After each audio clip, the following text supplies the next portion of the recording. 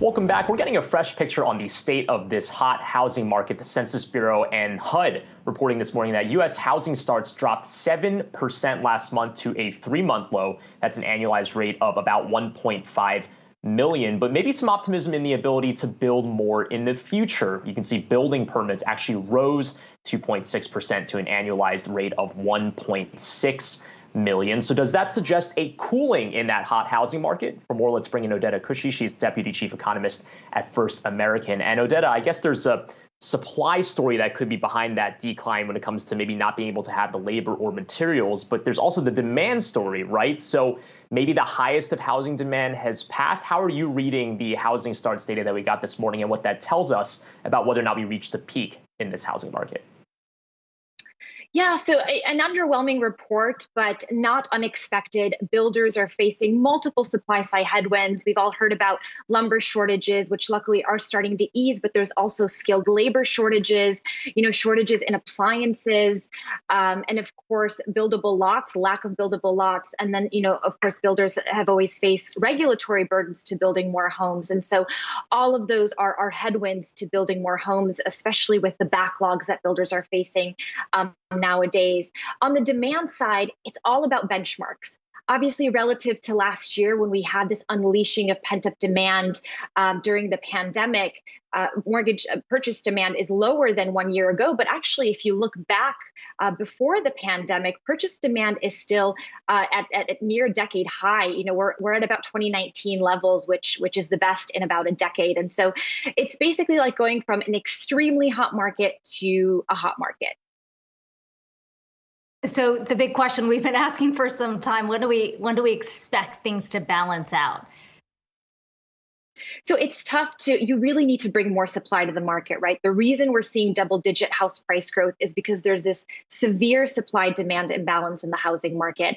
And it won't be overnight. You can't just bring more inventory to bridge that gap overnight. So it'll be some time. But with that said, there could be some moderation in house price growth in the months to come because we are seeing affordability decline. And so you might see fewer bidding wars and some would-be buyers kind of pull back in this market, which should bring some moderation to house price growth. But it should still remain positive. Now, Odeta, I guess one question naturally is that people saw what happened with this hot housing market in 2020, but I think a lot of people at the time were hoping that by the time we got to the late summer of 2021, those would have abated. Now, is there a demographic change in the types of people that are buying in 2021 versus 2020? Is it the same person that's buying a second house? Is it that same millennial that got a big windfall from a lot of the fiscal stimulus that we got that are doing this type of buying? Or is the demographic now and the geographic focus of where these houses are being bought different now than it was in 2020? Yeah, this is a longer run demographic story. We're seeing a longer run shift from renting to homeowning that is primarily driven by, the largest generation in history, the millennials. And so we're still seeing millennials out there. They had excess savings during the pandemic, and they're still looking to buy that first home as they age into these key lifestyle decisions that are highly correlated with buying a first home, getting married, having kids, moving out to the suburbs. So we're still seeing a wave of millennial demand in the housing market today. And Odeta, on the supply side, or specifically as it relates to materials and construction costs, what do you see the biggest headwinds right now if we're talking about a potential leveling out down the line? What are some of the bumps we're anticipating in the next few months as we continue to see a bit of a backlog on the supply side? Right. So builders are still facing backlogs. There's still homes that are sold that have not yet been started. And so builders have to make their way through those backlogs. But then, of course, there are all of these material shortages. And we do anticipate some of those supply bottlenecks to ease in the second half of the year, which is good news. And some other good news is actually that there's been a rise in residential construction employees. You can't build more homes without more construction workers. And so it's good to see that number continue to rise. That should help ease the burdens that construction industry is facing as well.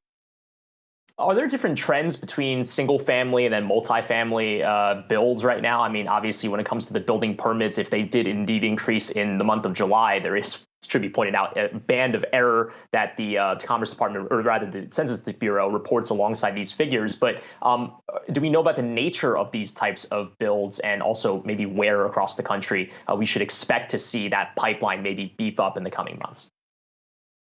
So the rise in permits was primarily driven by multifamily, but as you mentioned, multifamily numbers tend to be quite volatile. With that said, we are seeing the multifamily sector regain momentum.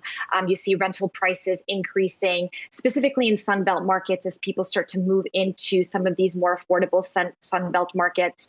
You start to see rental prices increase. And so you do kind of see the multifamily sector regain momentum, but we also need to see more building on the single family side, because that makes up the majority of home building.